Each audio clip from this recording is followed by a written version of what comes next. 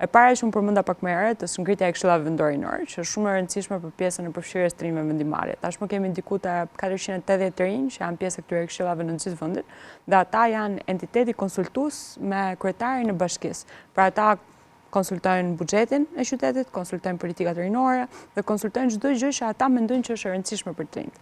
E dyta është krijimi dhe themelimi i Këshillit Kombëtar Rinor, por dhe rritja e kapaciteteve që ky këshill ka.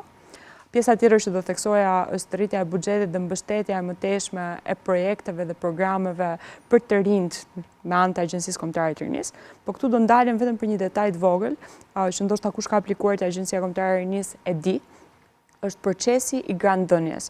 Ne kemi ndryshuar që në kryet herës, që në 21-shën, procesin se si ne menaxhojmë projektet që japim me anë të Agjencisë Kombëtare të Rinisë. Dhe në ndryshim nga një pjesë e madhe e institucioneve, ky proces nuk është vetëm nga administrata shtetërore, por në fakt është një kombinim i 3 faktorëve.